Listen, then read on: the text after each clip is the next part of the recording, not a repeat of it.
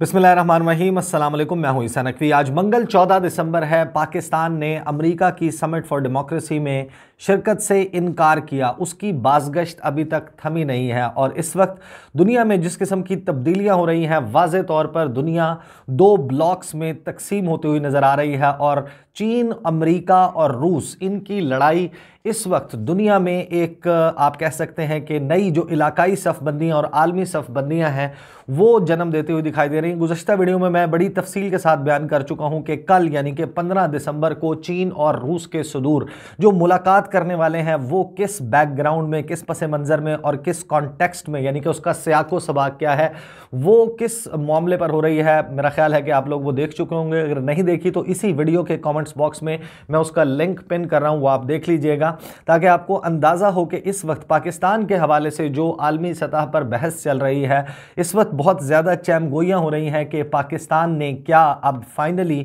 चीन का कैंप सरकारी तौर पर ऑफिशियली ज्वाइन कर लिया है, पाकिस्तान चीन के साथ खड़ा हो चुका है।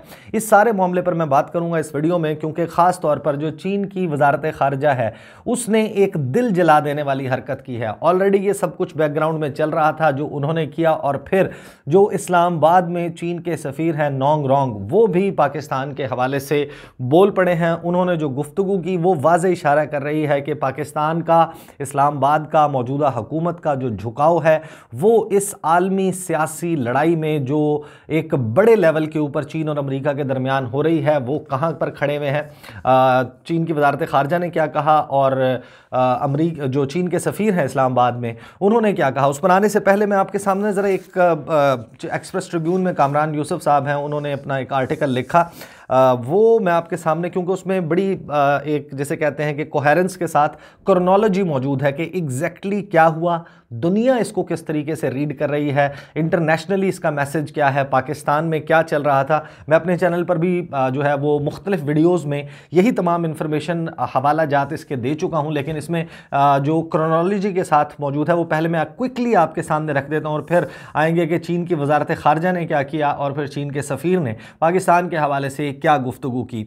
इस जो आर्टिकल है एक्सप्रेस ट्रिब्यून में छपा, इसका टाइटल है has Pakistan finally joined China camp, कि क्या पाकिस्तान बिल आखिर चीन का कैंप ज्वाइन कर चुका है, उसका हिस्सा बन चुका है। इसमें कामरान यूसुफ लिखते हैं कि वज़ीर-ए-आज़म इमरान खान ने इस्लामाबाद में मुनक्कदा एक हालिया तकरीब में वाज़े किया कि पाकिस्तान कोई ब्लॉक ज्वाइन नहीं करेगा। यह बयान चीन और अमेरिका के दरमियान मुमकिना सर्द जंग के तनाजुर में दिया गया। पाकिस्तान के किसी ब्लॉक का हिस्सा ना बनने की हालिया बहस वाशिंगटन में मुनक्किद होने वाली समिट फॉर डेमोक्रेसी में शिरकत ना करने के फैसले पर दोबारा शुरू हुई है। पाकिस्तान समेत 100 से ज़ायद ममालिक को शिरकत की दावत दी गई थी। जनूबी एशिया से इंडिया, नेपाल और मालदीव को भी बुलाया गया था। रूस और चीन को दावतनामा नहीं भेजा गया, जबकि ताइवान को दावतनामा भेजने पर चीन से सख्त रद्द-ए-अमल सामने आया। आगाज़ में यही अंदाज़ा था कि वज़ीर-ए-आज़म इमरान खान समिट में शिरकत करेंगे, क्योंकि जब जो बाइडन सदर मुंतखब हुए तो वज़ीर-ए-आज़म इमरान खान ने अपने मुबारकबादी ट्वीट में समिट फॉर डेमोक्रेसी के इनेकाद के फैसले का खैर मकदम किया था। मगर चीन और रूस ने समिट पर तनकीद की और कहा कि यह समिट दुनिया को तकसीम कर देगी। दोनों ममालिक का मौक़िफ़ था कि यह सरबराह इजलास जमहूरियत के फ़रोग़ नहीं बल्कि अमरीका के स्ट्रेटजिक मफादात के फ़रोग़ का इजलास है। इस मामले ने पाकिस्तान को एक मुश्किल में डाल दिया। सीधा साधा फैसला पेचीदा हो गया। पाकिस्तान के पॉलिसी साज़ों ने फैसला करने में कई दिन मुशावरत की, फिर फैसला समिट के आगाज़ से महज चंद घंटे कबल सुनाया गया। एक मुहतात बयान में पाकिस्तान ने शाइस्तगी के साथ बड़ा पोलाइटली अमेरिका के दावतनामे को मुस्तरद कर दिया। दफ्तर ख़ारजा ने अमेरिका के साथ ताल्लुकात की अहमियत पर जोर भी दिया और साथ ही दावतनामा मुस्तरद करने की कोई वजह नहीं बताई। पाकिस्तान ने फैसले से पहले चीन से मुशावरत की और कहा यह जा रहा है कि बीजिंग ने यह बात यकीनी बनाई कि पाकिस्तान अमेरिका के सरबराह इजलास से दूर रहे। चीन के लिए ताइवान का मामला एक ऐसी रेड लाइन है जिसे क्रॉस करने की इजाज़त वो किसी को भी नहीं दे सकता। ये बात तो वाज़े थी कि चीन पाकिस्तान और अपने करीबी इत्तहादियों से क्या चाहता है। अगर कोई अभाम था भी कि पाकिस्तान के फैसले में किसने किरदार अदा किया, तो वो अभाम चीनी वजारत ख़ारजा के बयान ने, के तर्जुमान के बयान ने वाज़े कर दिया। अपने ऑफिशियल ट्विटर हैंडल से ली जियांज़ाओ ने लिखा, उन्होंने उन्होंने कहा, उन्होंने पाकिस्तान के फैसले की तारीफ की, पाकिस्तान को रियल आयरन ब्रदर करार दिया। दफ्तर खारजा के बयान की कॉपी अपने ट्वीट के साथ लफ की, उसके साथ अटैच की। लेकिन पाकिस्तानी दफ्तर खारजा के तर्जुमान ने हफ्तावार ब्रीफिंग में इस तासुर को जायल करने की कोशिश की। उन्होंने कहा कि पाकिस्तान ने चीन के कहने पर यह फैसला नहीं किया। तर्जुमान आसिम इफ्तिखार ने इसरार किया कि पाकिस्तान चीन के साथ, अमेरिका के साथ ताल्लुकात को अहमियत देता है और बढ़ाना चाहता है, लेकिन इस बात का कोई मौसर जवाब नहीं दिया कि आखिर क्यों पाकिस्तान ने इस समिट से दूरी इख्तियार की। हकाइक से बाखबर ऑफिशियल्स कहते हैं कि पाकिस्तान ने समिट के हवाले से चीन और रूस के मौक़िफ़ की तायीद की कि यह इजलास अमेरिका के मफादात के फ़रोग़ के लिए बुलाया गया था। इस समिट के फॉर्मेट के हवाले से भी खदशात मौजूद थे। चंद एक रहनुमाओं को इजलास में शिरकत की बाकायदा दावत दी गई थी, बाकी रहनुमाओं को अपने पहले से रिकॉर्ड शुदा बयानात भेजने का कहा गया था। इन तमाम मसाइल ने पाकिस्तान को मजबूर किया कि वो समिट में शिरकत से माजरत कर ले। लेकिन इस वक्त ज़मीनी हकाइक ये बताते हैं कि पाकिस्तान ना चाहते हुए भी चीन की हिमायत में खड़ा हो चुका है। इसके बहुत से नताइज भुगतना पड़ सकते हैं, क्योंकि अमेरिका इस सफारती झड़की को, इस डिप्लोमेटिक स्नब को हल्का नहीं लेगा, भुलाएगा नहीं। ये वाक़या कोलालंपुर समिट से भी मिलता जुलता है, जिसमें आगाज़ में पाकिस्तान ने शिरकत के लिए हामी भरी, फिर सऊदी अरब के दबाव पर यह फ़ैसला तब्दील किया और इस मरतबा यह फ़ैसला चीन की वजह से तब्दील हुआ है। पाकिस्तान इस वक्त भी चीन और अमेरिका के दरमियान एक तवाज़ुन बरकरार रखना चाहता है। पाकिस्तान एक बैलेंस रखना चाहता है चीन और अमेरिका के दरमियान, मगर जो ममालिक मुआशी और इक़्तिसादी हवाले से आज़ाद ना हो, उनके पास चॉइसेस बहुत लिमिटेड होती हैं, बहुत कम होती हैं। उनको अपने फ़ैसले जो है वो बहुत से अपने जो ग्राउंड सिचुएशन है, अपने मुल्क की जो इक़्तिसादी मुआशी सूरत हाल है, जो मफादात हैं, उनको सामने रखते हुए करने होते हैं।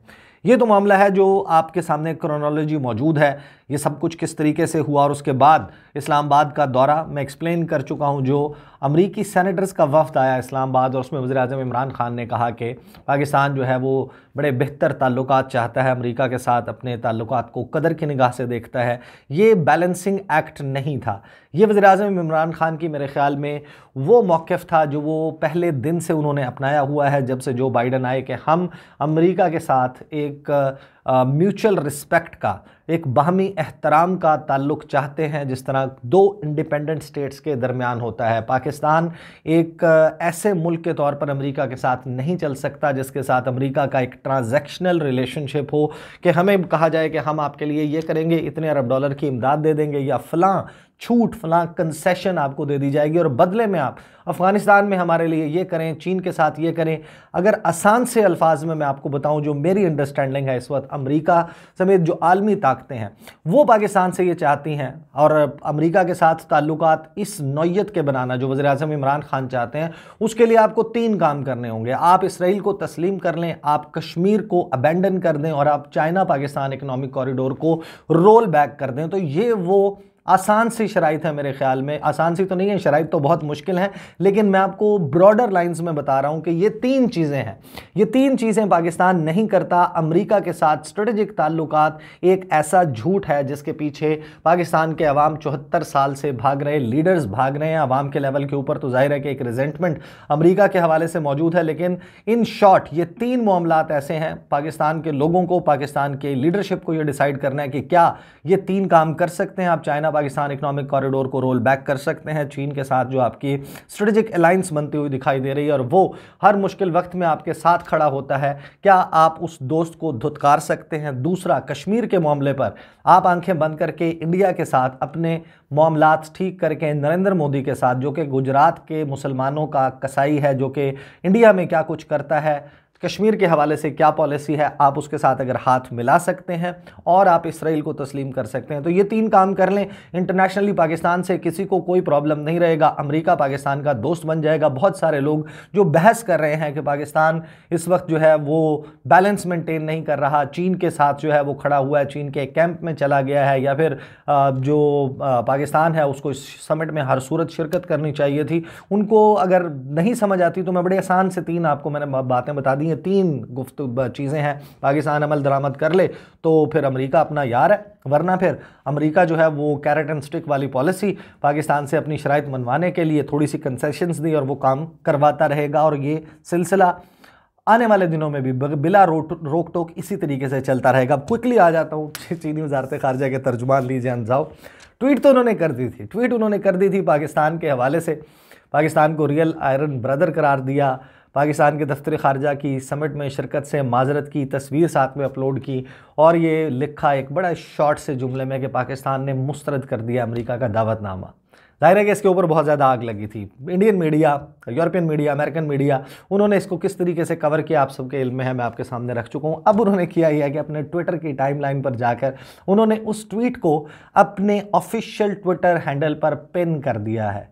यानी कि ये एक मामला है जिसको आपको अंदाज़ा है, जो लोग ट्विटर को की ऐप को यूज़ करते हैं, ट्विटर पर उनकी प्रेजेंस है, उनको मालूम है कि जो आप अहम तरीन चीज़ समझते हैं गुज़श्ता कुछ अरसे में या आपके लिए जो हुई हो, आप उसको पिन कर देते हैं कि जो भी शख्स आपके प्रोफाइल पर क्लिक करे, आपकी टाइमलाइन पर आकर देखना चाहे कि आप क्या गुफ्तगू कर रहे हैं, तो उसके लिए सबसे इम्पॉर्टेंट मैसेज जो है उसको आप पिन कर देते हैं। जैसे ही कोई शख्स आपके ट्विटर हैंडल पर जाता है तो पहली चीज़ जिसके ऊपर उसकी नज़र पड़ती है वो आपकी ट्वीट होती है जिसे आपने पिन किया होता है। तो चीनी वजारत खारजा ने अब बिल्कुल जिसे कहते हैं कि ज़ख्मों पर नमक पाशी वाला काम किया। पाकिस्तान फैसला कर चुका था, लेकिन पाकिस्तान के इस फैसले के ऊपर जो तबसरा किया और तबसरे के बाद उसको अपने ट्विटर हैंडल पर अपनी टाइमलाइन पर पिन करने का मतलब यह है कि दे आर एक्चुअली इंजॉइंग। चीन इसको बहुत मज़े ले रहा है इस वक्त, इसको इंजॉय कर रहा है पाकिस्तान ने जो फैसला किया। साथ ही आपको मालूम है, मैं रिपोर्ट कर चुका हूं कि जो बीजिंग ओलंपिक्स के हवाले से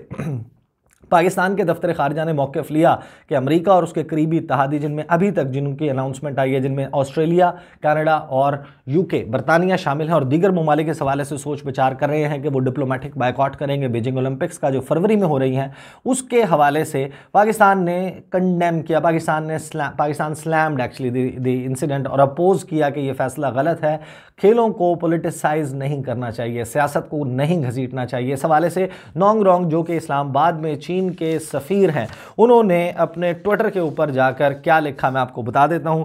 उन्होंने पाकिस्तान की तारीफ़ की कि पाकिस्तान ने मुखालफत की है इस फैसले की कि जिस तरीके से पोलिटिसाइजेशन की जा रही है बीजिंग विंटर ओलंपिक्स की। उन्होंने अपने ट्विटर पैगाम में कहा कि खेलों में सियासत घसीटने का पाकिस्तान के खिलाफ पाकिस्तानी फैसला काबिल तहसीन है। बीजिंग में विंटर ओलंपिक्स का इनकाद आलमी रहनुमाओं की सियासत का अखाड़ा नहीं है।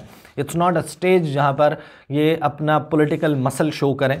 उन्होंने कहा कि चीन इस वक्त दुनिया को खेलों के बेहतरीन मुकाबले एक महफूज और बेहतरीन माहौल में फराहम करने की तैयारी कर रहा है। तो ये इस वक्त गुज़श्ता एक हफ्ते से 10 दिन में कुछ इस किस्म की डेवलपमेंट्स हुई हैं जो कि आलमी सियासी मंजरनामे को बड़ी हद तक वाज़े कर रही हैं। कुछ चीज़ें 15 दिसंबर को यानी कि कल बुध को जो वर्चुअल इजलास होगा, मीटिंग होगी चीन के सदर शी जिनपिंग और रूस के सदर व्लादिमीर पुतिन के दरमियान, उनके सामने किस किस्म का एजेंडा और चीज़ें मौजूद होंगी गुज़श्ता वीडियो में मैं तज़किरा कर चुका।